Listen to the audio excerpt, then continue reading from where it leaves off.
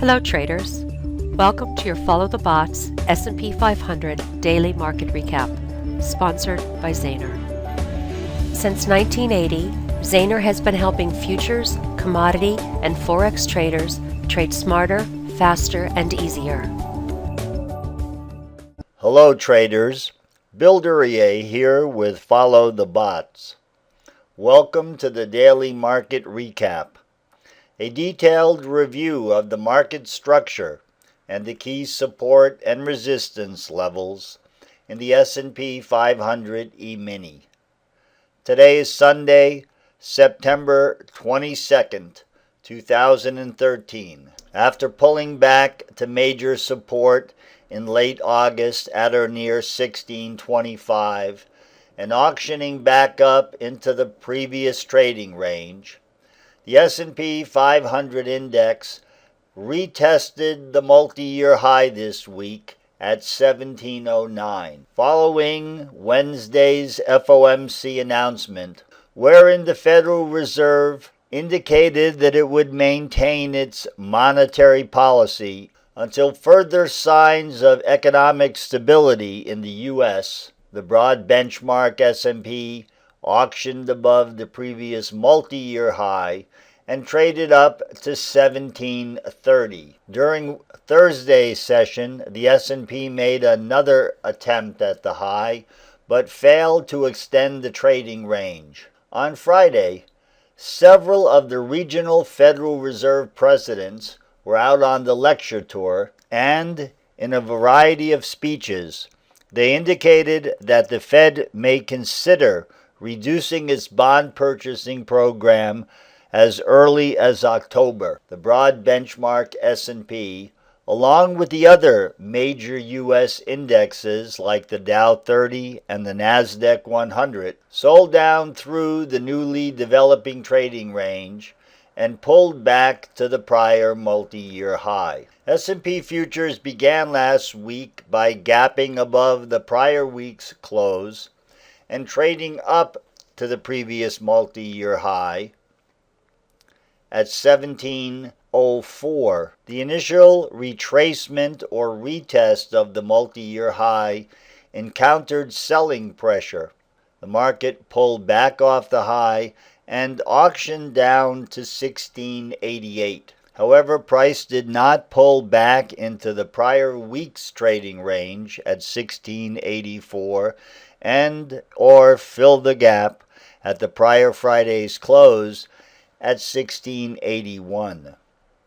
Instead, the market paused at the 1688 price level and attempted to auction back above 1700. At the open of Wednesday's trading session, prior to the FOMC announcement, price sold back down off the 1700 high and pulled back to 1693. When the announcement was made public, within the span of less than 1 minute, the S&P rallied above the previous multi-year high and initially traded up to 1713.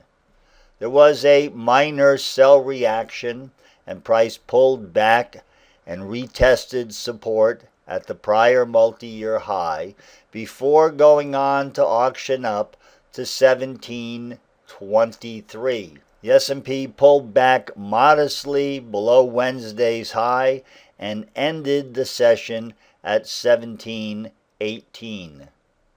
In Thursday's Globex session, the market retested the high and went on to make a minor higher high, trading up to 1727. At Thursday's open, when the S&P attempted to retest the overnight high, there was no buying interest above 1722 or the prior day's high at 1723. Price pulled back to what had been the minor support level, down at 1713, 1712. Price stalled and paused there and consolidated into the close.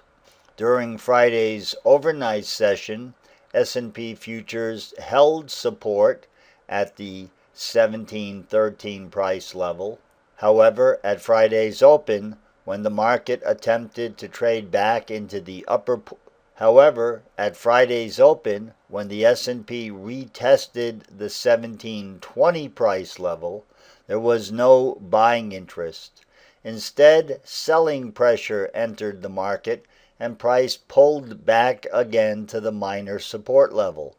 At the close of the European session, when the S&P pulled back to retest minor support at 1712, the high-frequency computerized trading bots initiated sell programs, and the S&P traded below minor support and pulled back to the breakout point at or near the prior multi-year high at 1704.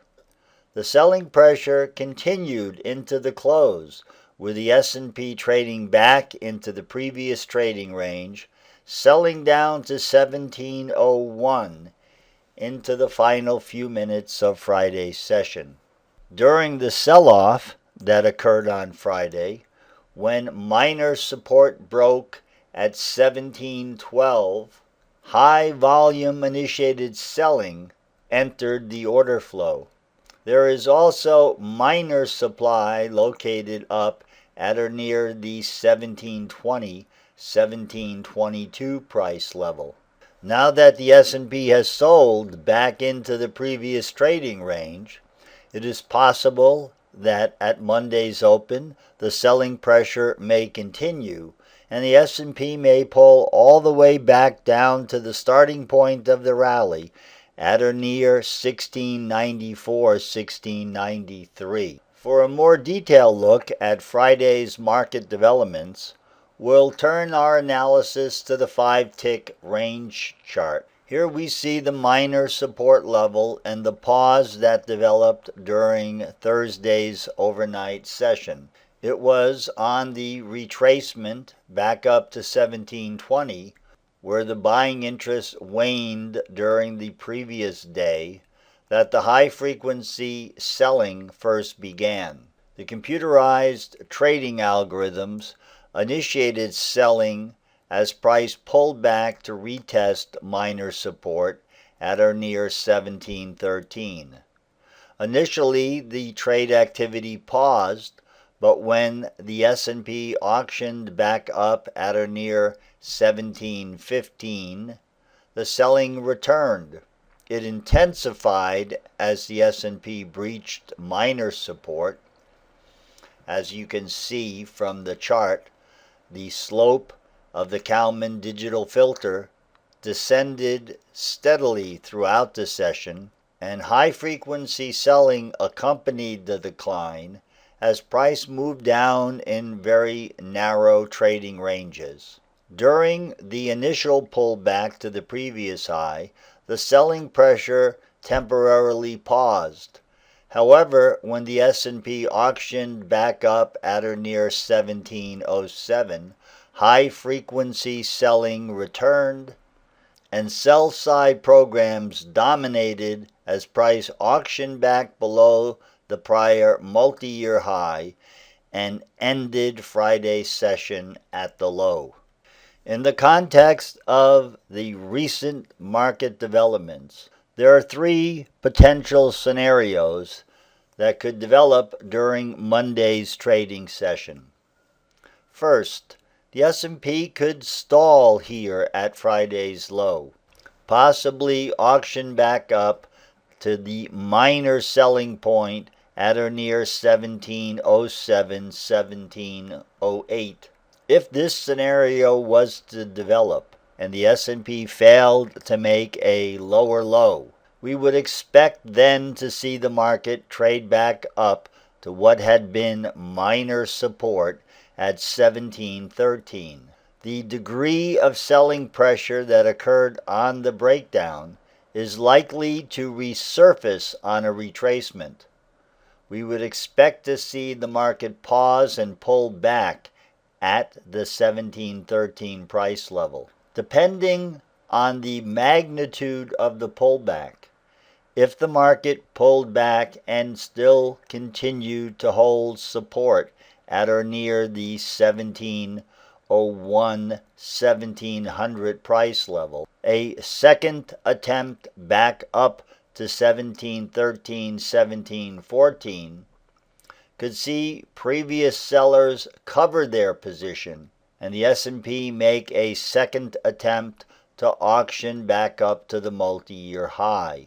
Under that scenario, we would also expect to see minor resistance on the retracement back to 1720, 1722.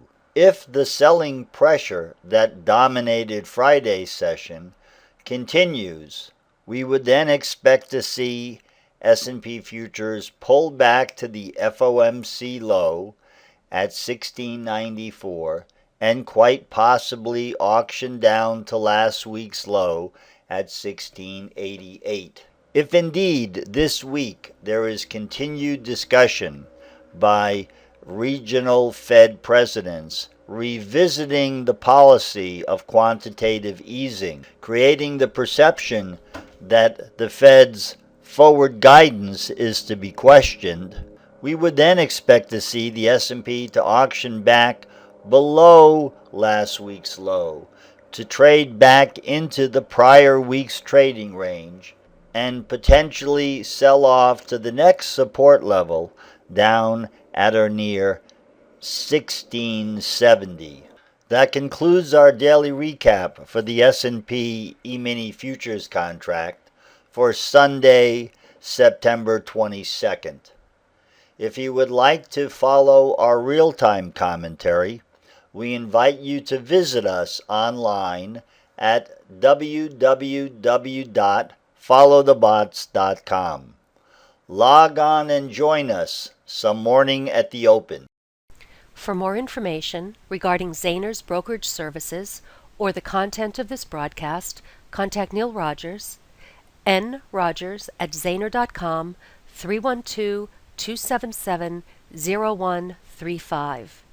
This is Cuerva from Follow the Bots. Happy trading.